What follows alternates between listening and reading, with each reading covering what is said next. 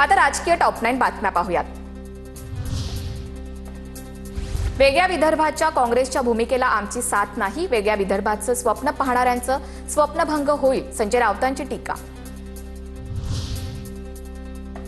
आम्हीही संजय राऊतांना फार महत्त्व देत नाही, वेगळ्या विदर्भाचा मुद्दा मांडताना आम्ही हायकमांडशी बोलू, विजय वडेट्टीवारांची राऊतांच्या वक्तव्यावर प्रतिक्रिया। आम्ही जिथे बसतो तिथे हा बॉक्स नेमका कशाचा आहे?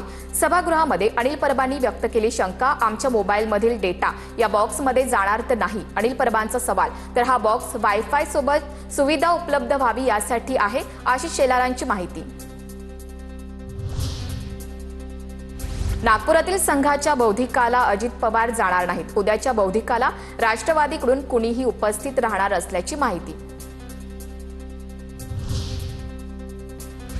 बार्टी आणि सारथीच्या विद्यार्थ्यांच्या पीएचडी साठीच्या प्रवेशावर मर्यादा घालणार, किती विद्यार्थ्यांना मेरिटवर प्रवेश द्यायचा यावर मर्यादा घालणार, उपमुख्यमंत्री अजित पवार यांची विधानसभेमध्ये माहिती।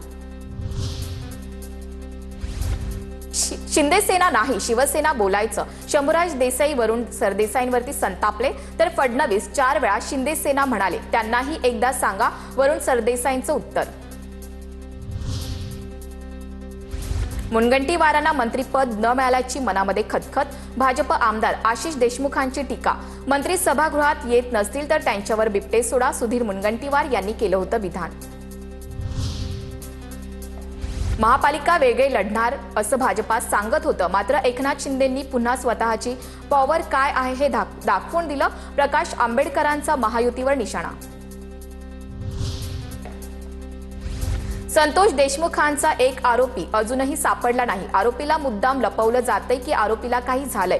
शशिकांत शिंदेंचा सवाल, 1 वर्षापासून आरोपी सापडत नाही, हे सरकारचं अपयश, शशिकांत शिंदेंची टीका।